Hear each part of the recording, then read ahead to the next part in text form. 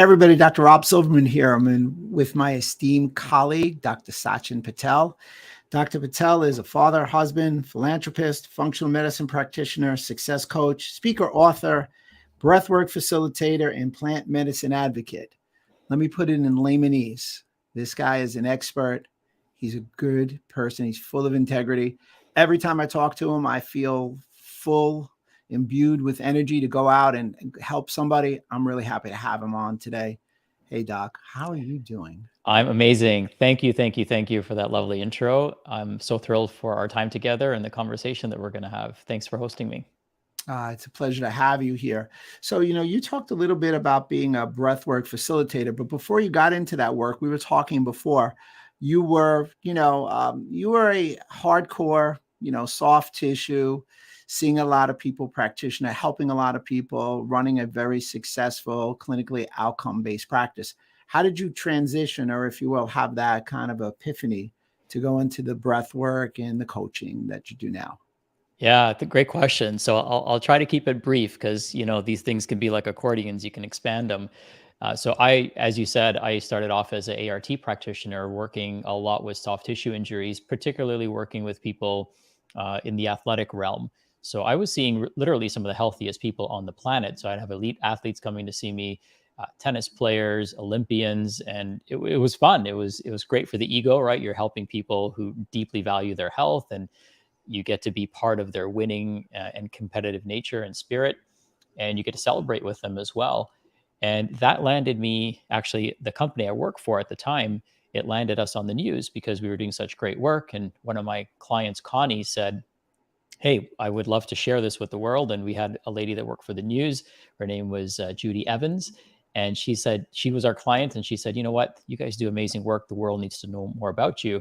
My boss at the time had frozen on live television prior to me joining her practice. So she was invited to be on TV, and it was a bad experience for her. She struggled with anxiety now in hindsight, I realize.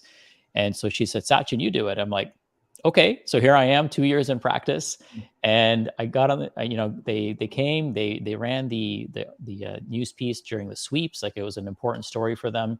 And I remember that day when it ran, the phone just kept ringing and ringing and ringing. And Wow. then we had all these appointments come in. And so I'm on top of the world. I just want to help more people just like you.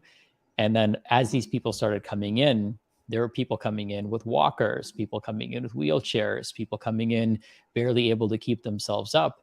And so pretty much overnight, our practice went from seeing some of the healthiest people on the planet to some of the unhealthiest people in our community. And I really had nothing for them because I was so focused on getting to the root cause of their physical ailments that I didn't really have the tools to be able to help people at that time with fibromyalgia, with chronic fatigue, with autoimmune conditions. I only had one lady come in with elbow pain, and it wasn't even tennis elbow or golfer's elbow, which is a soft tissue injury. Usually it was actually due to arthritis, rheumatoid arthritis specifically in this case. So, I went from being on top of the world to feeling like my heart was ripped out of my chest because I didn't have anything that I could offer these people. And right around the same time, thank God for spam emails, I started getting emails from Dr. Ron Grisanti. I don't remember signing up for his list. I don't remember putting my name anywhere, but he started sharing case studies in his emails, and they were resemblant of the people who I was unfortunately turning down. And so I took the course that he offered like shortly after that, became certified in functional medicine. And I said, hey, if nothing else, I have a tool to help someone I love or care about. Even if I never use this in practice, it'll be worth it. And as a result of going through the course, I realized I was gluten intolerant. I was dairy intolerant. I used to have persistent acne. That disappeared when I went dairy free. My fatigue and joint pain disappeared when I went gluten free. I went from being a late morning person to an early morning person. And the stiffness that I used to experience disappeared. I used to dread waking up in the morning because I was so stiff in the morning. So I just tried to lay in bed as long as I could so I wouldn't have to deal with it. And shortly after going gluten-free and dairy-free, like all these challenges that I was having disappeared. And I'm like, hey, we're kind of onto something here. So I started giving my existing chiropractic clients at the time a nutritional assessment questionnaire. And as they started filling it out, despite the fact that they were having 0 out of 10 pain in their bodies, they had all the symptoms of chronic dysfunction in their body, like digestive issues, like, insomnia, stuff that they may not necessarily tell me about as their soft tissue specialist.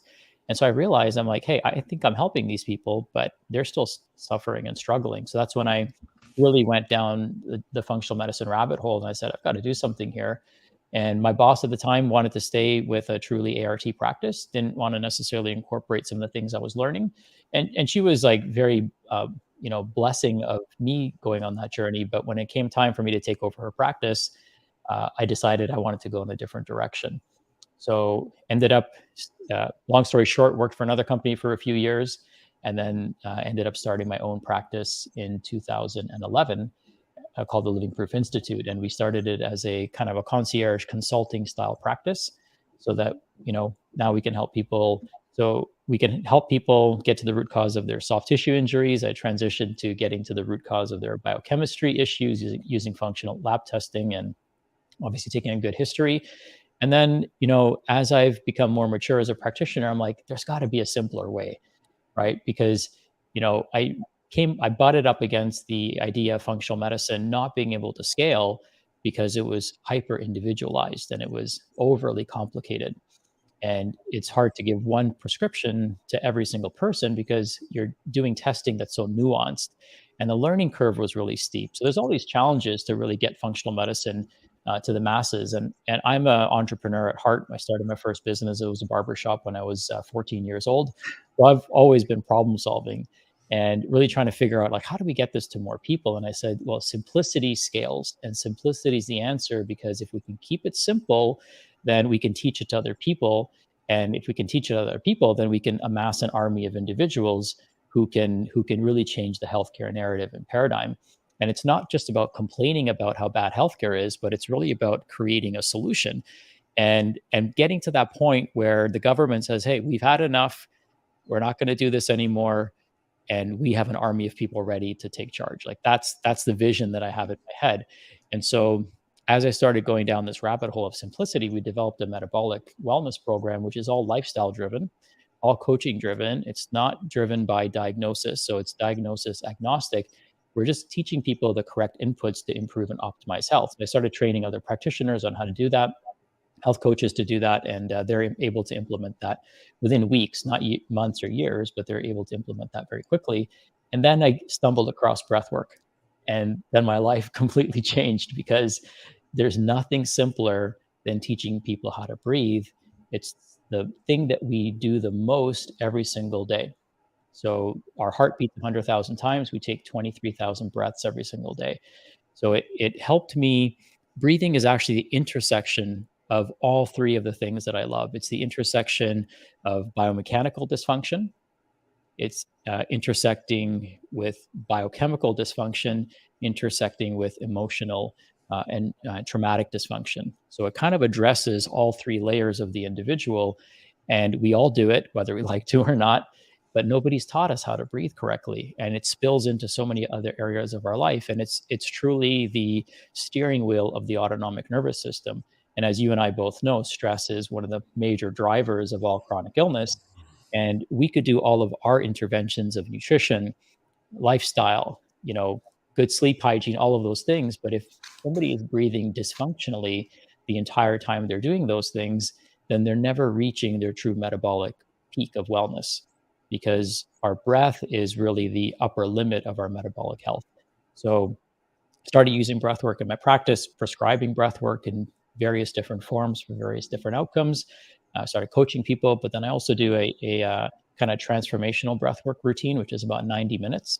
It's all set to music and guided meditation, and it helps so many people. We've helped hundreds of people release trauma from their body, release chronic aches and pains from their body, because as you and I both know, the body keeps score, right? And oftentimes when the score starts adding up, we start experiencing pain, and we can't get to that pain sometimes using, fish oil or using mechanical, manipulative therapies like ART.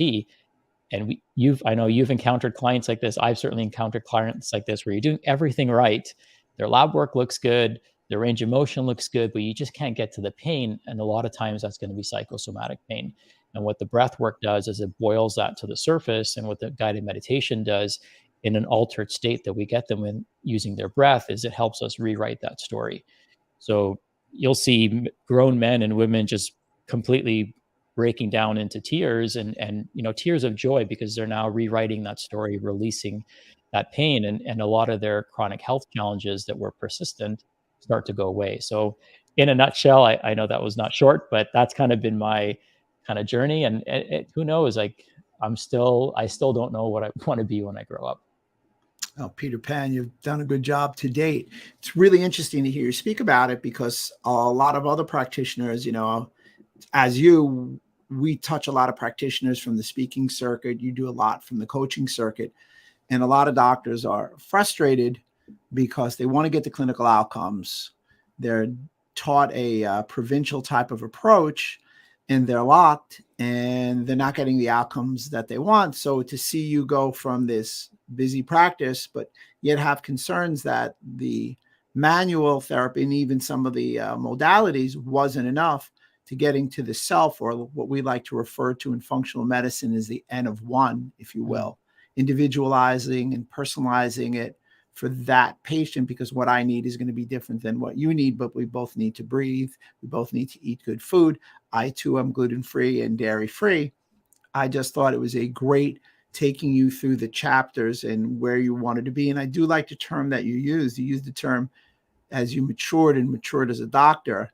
I tell all my young docs, listen, there's a certain amount of seasoning that comes with that experience on seeing the patients. And I'll never forget my first seminar I went to. There's Big Caro, won't even say his name. And I was like, oh my God, I'm just so excited. Can I ask you one thing? Like, what's the most important thing? And he just looks at me and he says, treat every patient like you would your mom. Mm. So that kind of resonated with me. So I try and bring that to my work every day. But you made a compelling argument about breathing. Why is breathing so overlooked within so many practitioners? Yeah, you know what? It's just not a topic that is discussed. And we just assume we're breathing correctly because we're breathing.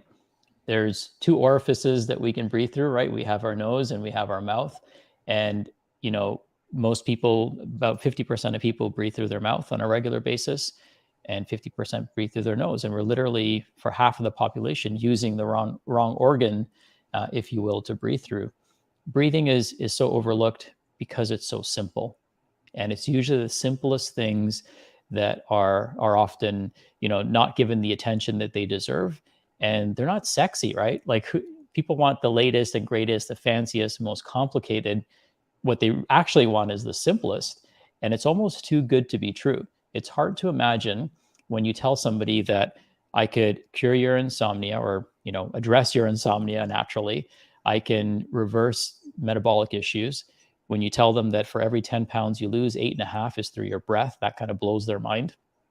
Great stat. Yeah. That's a great stat. When you tell them that you could regulate your body temperature using different breathing techniques, you can replace caffeine using breathing techniques, you can get into a heart-centered space using coherence breathing to get your heart and your brain connected. I mean, you could increase blood flow to your liver, your kidneys, your digestive organs by changing the way you breathe. So literally, there are hundreds of different breathing techniques that we could prescribe to somebody that instantly affect their nervous system. And as you know, if our nervous system is not tuned to the right setting, if it's in sympathetic overdrive all the time, it reduces the effectiveness of whatever other recommendations I give and whatever other recommendations you might give. So for example, when somebody's under stress, they use the magnesium differently, right? They burn through different chemicals in their body and they utilize nutrients in a different way versus when they're in a parasympathetic state. So our ultimate goal in our practice, and I'm sure with yours as well, is that if I get somebody into a parasympathetic state, then I heal every single cell, tissue, organ, and system in their body simultaneously. And who doesn't want that? Now, if the steering wheel of that system is the breath, then what could be easier? What could be more free? And what could be faster to implement than simply changing how we breathe? And literally, they say the answers are under your nose. Well, what's under your nose is the air that you breathe. So literally, we've been saying this for thousands and thousands of years. They've used breathing in India in ancient India, they use breathing techniques and in traditional Chinese medicine. So it's been around and a proven modality for thousands of years. And only now is it starting to get the time and the light of day that I feel it deserves. I just got a direct message. It's so funny that, I can share the questions with you if they put it up on the StreamYard, but somebody just direct message, loves what you're doing, has heard about you, loves your work, wanted to know what you thought about a physiological sigh. Oh, great question. So a physiological sigh, for those that aren't aware, is where you take a deep breath in through the nose, tongue's at the roof of your mouth, and then you would just sip in a few more breaths at the very top. So we're just really filling up our chest, and then we're letting it out with an audible sigh. And you're just going to let that all the way out. And doing that about 3 to 5 times is a great way to shift the nervous system into a more parasympathetic state. And then what we recommend is keeping that tongue at the roof of the mouth and breathing through the nose, in and out through the nose for 6 seconds. That's going to put somebody into a coherence breathing pattern. And that's when their HRV is going to be optimized. So, when we do that physiological sigh, it's a great way to just kind of leave things at the door. It's a great way to break up a meeting with your clients. It could be a great way to start a meeting because it shifts them from that sympathetic state to that parasympathetic state. So they could be more receptive to learning. They could be more present in the conversation. They can remember more of what you're saying if we shift them into the right state. So the physiological sigh it's kind of like, we already do that, right? So when you feel a sense of relief, what do? You sigh, you exhale, and you kind of just let it go. So there's many forms of breath work that we do without even knowing it. So a sigh is one of them. A gasp is a form of breath work. Okay, so when we quickly inhale and hold our breath, that sends a stress signal to our brain. Laughing is a form of breath work. Okay, crying is a form of breath work. So that's why they have classes like laughing yoga, where you go in there and you start laughing. And by simply going through the breathing action of laughing, you're stimulating, different parts of your body and brain. And then you actually start laughing because the chemistry in your body changes as a result of going through that breathing pattern. Follow-up question to that, and then I'll get into a question that I have for you. This particular individual who asked about the physiological size, a SWAT officer. So he said that he always wanted a doctor's explanation of why they tell them to use a physiological sigh, when they get that adrenaline rush and kind of like chaos and mayhem's about ready to ensue. So that really gets to my next question. What are some of the ways to improve breathing for me and everybody else listening right now? Yeah, I'll give some really simple things that people can start doing. So the first thing about breathing is self-awareness. We want to be self-aware of whether we're breathing through our mouth or we're breathing through our nose. Most of us, and you'll hear me pause because I'm inhaling through my nose. Most of us will have a tendency when we're under stress to breathe through our mouth. So if you're a clinician, pay attention to your clients. Are they breathing through their mouth or nose? Because it's hard to be in a relaxed state when you're breathing through your mouth. In fact, I would argue that it's probably physiologically impossible because you're just breathing too quickly. Your breaths are too shallow. You're packing the air. You're not clearing the CO2. And so the message that you're sending to your physiology is totally different when you breathe through your mouth versus breathing through your nose. The second thing that we want to do is we want to put our tongue at the roof of our mouth. Putting our tongue at the roof of our mouth with the tip of our tongue just behind our front 2 teeth closes this energy center, a mudra we call it, and it puts us into a state of relaxation. I'll give you a funny example. Think of a child that requires a pacifier or a child that sucks on their thumb. The reason they suck on their thumb is because oftentimes they have a tongue tie and their tongue can't get to the roof of their mouth. And so what do they do to calm themselves? They put their thumb in there as a spacer so they can push that magic button in the roof of their mouth to instantly calm them down. So if somebody's a thumb sucker or somebody's used a pacifier as a child, one of the first things I would do is assess them to see if they have a tongue tie. And I'm not the one to diagnose that. A dentist, an airway dentist would do that. But if you can't get your tongue to the roof of your mouth because of the tongue tie below it, then that almost instantly makes it difficult for people to breathe correctly.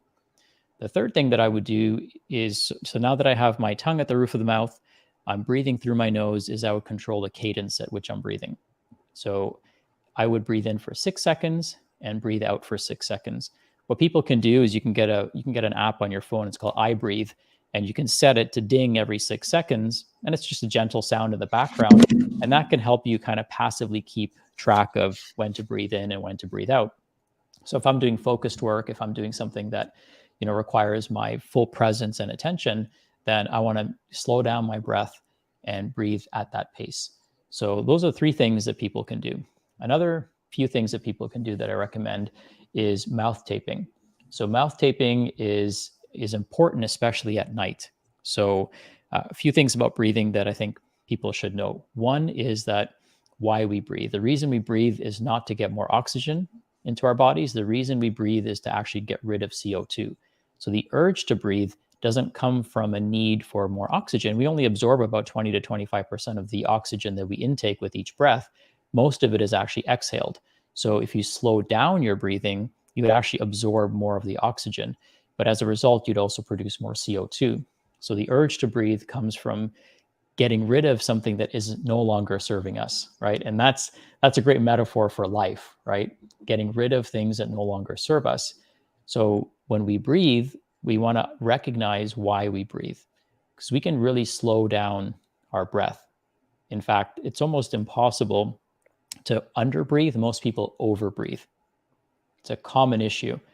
Another reason to breathe through our nose instead of our mouth is because our nose has this intricate structure that filters the air, temperature regulates the air, moisture regulates the air, recaptures the moisture. So people who breathe through their mouth are more likely to be dehydrated because your nose actually recaptures moisture. The other thing that your nose does is it has mucous membranes that line the inside of it that actually produce nitric oxide and are lined with nitric oxide that kill viruses and bacteria on contact. When we breathe through our mouth, the bacteria in our oral microbiome that help us make nitric oxide actually become diminished because our saliva dries out and our mouth dries out. So it doesn't create the right environment for us to be able to produce nitric oxide. So breathing through our nose has many, many different benefits. When we breathe through our nose, we actually get 20% more air in, because as we breathe through our nose, we pressurize the air and we're able to get to the bottom of our lungs, which is where we want to get that air to. So lots of reasons to breathe through our nose versus our mouth.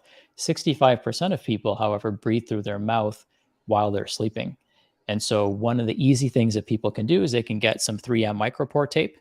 And I know some of you might be listening to this, but you just take about an inch to an inch and a quarter of tape and you place it on your lips like this. And what this will do, so for those of you that can't see me, I'm not placing the tape across my mouth. I don't have to hermetically seal my mouth. All I'm trying to do is keep my jaw in a closed position.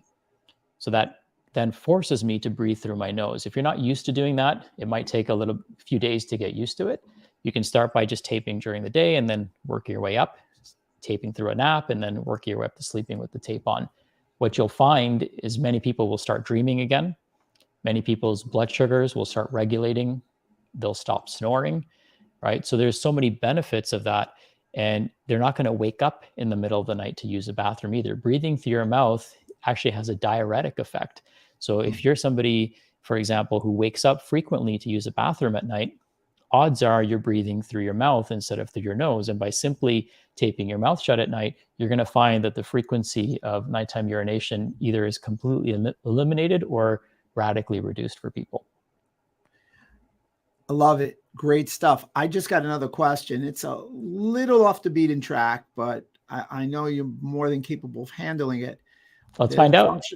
Yeah, no, without question. I think you'll enjoy it. This functional medicine practitioner said, it's a mind-blowing event right now, what you're saying, because they all now are talking about the oral microbiome and the gut being part of the gut starts from the mouth all the way through the alimentary canal. So the epiphany was, and they wanted you to confer on this, was if I'm breathing through my mouth, I'm activating my immune cells. However, if I'm breathing through my nose, I'm not activating the same amount of immune cells. And those people who snore and don't sleep as well obviously have a compromising immune system. So I'm going to throw that out to you and let you chew on it for a bit. Yeah, what a great question, and what a great way to help connect some of the dots. So 100%. when we our mouth is the dirtiest part of our body, right? So if we look at our mouth as a biologist, it's the dirtiest part of our body. Our nose is antibacterial, right? The nitric oxide literally kills viruses and bacteria. So its job is to actually cleanse the air that we're breathing in and to recapture whatever it can from the air that we're breathing out. So it's designed specifically for that, right? It's designed to smell. That's kind of the common conception that we have. It helps us enhance the taste of our food. However, it also helps us do all the other things that I mentioned, including killing virus and bacteria on contact. Whereas your mouth is filled with viruses and bacteria, right? It's the portal of entry. So every air you breathe in, it's dirty air that you're breathing in. I like to think of it like this for people. Imagine your nose is an intake and your mouth is an exhaust. So if you're going to do anything, try to breathe out through your mouth instead of in through your mouth. Try to breathe through your nose as much as you can. And then there's 3 gears to breathing I like to offer people, especially those that exercise. So gear 1 is in and out through your nose. Gear 2 is in through the nose, out through the mouth. And then gear 3 is in and out through the mouth. So if you're on a full out sprint, then yeah, you're going to need to get rid of all that carbon dioxide that you're producing. But yeah, there's 3 different gears that athletes can use when they're breathing as well. Interesting. So you founded the Living Proof Institute, in which you pioneered a revolutionary approach to patient-centered healthcare. You've coached hundreds of practitioners. I mean, you're in the thousands, I'm sure, around the world, so that they're empowered to deliver affordable, inspired care to the communities through your Perfect Practice Mentorship Program. I'd be amiss if I didn't have you discuss that and tell people how they could get involved with it, because the reviews are outstanding. Many of my colleagues have joined it. I just joined something that you're a coach in also. I am stoked to learn, to get better. Could you elaborate on that a little more for us? Yeah, thank you. Thank you for asking, by the way. So I founded the Perfect Practice Mentorship a few years ago, and it's what I wish was out there for me when I started out in practice. I belong to a bunch of different masterminds. So I'm in, Mindshare, I'm in Genius Network, I'm in Consumer Health Summit. What I like to do is I like to, kind of put my tentacles out into different areas and then bring that goodness back to functional medicine. And that's why I've adopted kind of and created new kind of business models in our industry, because I'm taking from different industries and trying to adopt, foundational business principles to it. So I wish I had that. And I wish I had not only just somebody telling me what to do, but also giving me the assets and the resources and the training in order to actually do it, right? We all know that, hey, you probably need some sort of lead magnet. Well, yeah, I know I need a lead magnet, but now I have to go build it all. So what we did in Perfect Practice is we give you a template to work with, and then you tweak it and tune it and take what we've done as a white label digital product. So we have an entire system that people can white label, and within weeks they can have their entire practice and the program that they're going to offer to people created. So usually within 3 to 6 months, they have an entire business model that they can leverage from our experience. So we've done that. We made that available to people. We have a focus on 3 things. When we coach people, we want to first focus on their own personal development, because you can't create a 10 out of 10 business if you have 7 out of 10 thinking, 7 out of 10 health, 7 out of 10, self-awareness. So we really focus on the individual. We look at the entrepreneur / practitioner as the $1 million racehorse, as my friend Joe Polish would say. And then we focus on professional development. How do we, and this is why we bring experts like you to come in and share your depth and your knowledge with our community, so that people have the tools and the resources to be exceptional clinicians, and they're able to transform lives, right? So first it starts with us, then we have to be excellent clinicians. That's the ethical thing for us to do. And then the third part is practice development. So how do we create a practice that is centered around 5 freedoms? The first one being our own health, right? Because if we don't have our own health, it's hard to preach it to others. The second one is our emotional wellness. And the third one is time freedom. The fourth one is geographic freedom. And then the fifth one is financial freedom. And it's only when you have the first 4 that the financial freedom even matters. So our philosophy is, anything that you do in your business should move you closer to these 5 freedoms, right? If you're going to start a new project, how does this make me healthier? How does this make me emotionally more stable? How does this improve my time freedom, my geographic freedom? And then eventually the financial freedom component comes in. So there's a lot to unpack. So we offer coaching, we offer accountability groups, we offer small group trainings, which is the training that you came in and did for our community. We offer templates to get people started. And it really is like a turnkey solution. But most importantly, it's the community. We have really heart-centered, loving, caring, compassionate practitioners, as you got to witness as well. And they were outstanding. Great group, real interested. Somebody just texted me. They want to know how they could they can get in touch with you. How could they take a look at the group, etc.? Yeah, absolutely. So I'd love to offer myself. They can email me at Sachin, SACHIN, at becomeproof.com. And I'm happy to get to know them a little bit better and figure out what the right next step is for them. They can also go to perfectpracticementorship.com, and they can learn a little bit more about our offerings there. And you can also get 30 of Sachin's best health tips all for free. Inspirational videos, emails to support your best health. How could they do that? Yeah. So if you're a patient, or even if you're a practitioner, one of the things that I did was I put together my 30 best tips for people to be able to, these are the 30 things I tell you if you came into my practice. And I don't want to spend my time or your time and your money telling you these things. So I'm going to teach them to you before you even come in. And most people, when they do these 30 things, it resolves their health issues, which is fine by me. They can go to 30in30.org. So 30in30.org. And every day they'll get an email and a little short video sent to them with a simple health tip that they can adopt to improve their overall wellness. Fabulous. So there's multiple layers to getting in touch with you and learning from you. Yeah, absolutely. Email is the best way. That's the most direct way. And then certainly people can go to our website and learn more, and they can opt in and learn more. Well, I really appreciate it. I know we're a little short on time. You are so busy. Thank you for taking some time out of your busy day to share, to inspire, to motivate. So I look forward to seeing you.